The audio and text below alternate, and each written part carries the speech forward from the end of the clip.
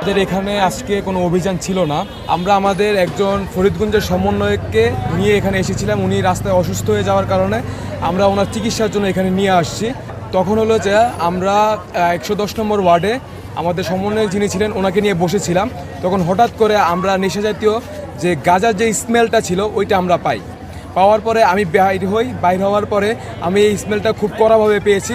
তখন আমাদের যে 4-5 জন স্টুডেন্ট ছিল তাদেরকে আমি ডাক দেওয়ার পরে আমাদের যে ইমার্জেন্সি রুম আছে ওইখানেও কয়েকজন স্টাফ বলাবলি করছিল যে কারা জানি নেশা করতেছে।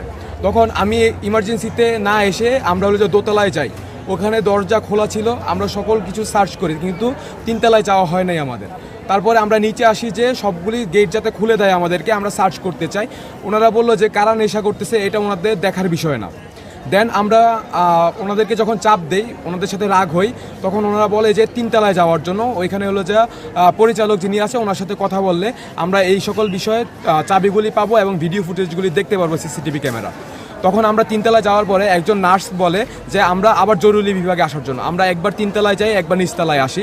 এরকম করার পরে আমরা আমাদের যেই যিনি আমাদেরকে বলছিল ওনাকে আমরা খুব বেশি প্রেশার দেওয়ার ফলে উনি আমাদেরকে যেই ডাক্তার ছিল ওনার সাথে কথা বলতে বলে।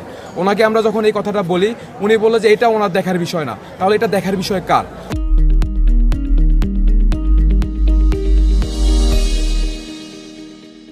ঠিক আছে, উনি আমাদেরকে কোনোভাবেই হসপিটালে ভিডিও করতে দিবে না। দেন হলো যে আমরা আমাদের যে স্টুডেন্টরা ছিল সবাইকে আমরা ইনফর্ম করি, সকলে আসার পরে আমরা 3 তলায় যাই।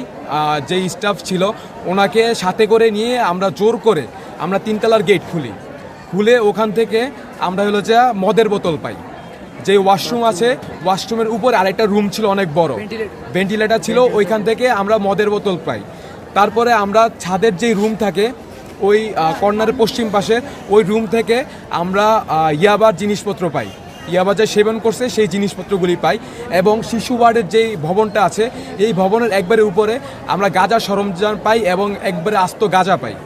দেন হলো যে আমরা ওনাদের সাথে কথা বলতে গেলে ওনারা যে তত্ত্বাবধায়ক ছিল হসপিটালের উনি নাকি একবার উনি বললো যে বাসায় আছে। ওনাকে যখন কল করা হয় উনি বললো উনি বাসায় আছে।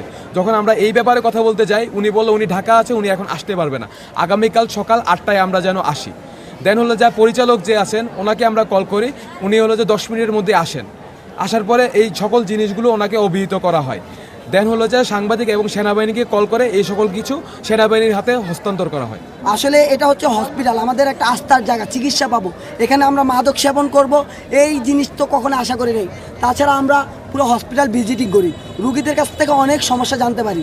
অন্তত নার্সরা খুব বাজে বিহেভ করে, বা হচ্ছে ডক্টর যাচ্ছে না, ডক্টর নাই এই কথা, ওয়াশরুমে পানি দিচ্ছে না, এই যে ঝামেলাগুলো ওনাদের তত্ত্বাবধায়ক কোনো জানানো হয়েছে, ওনারা কোনো অ্যাকশনও যাচ্ছে না।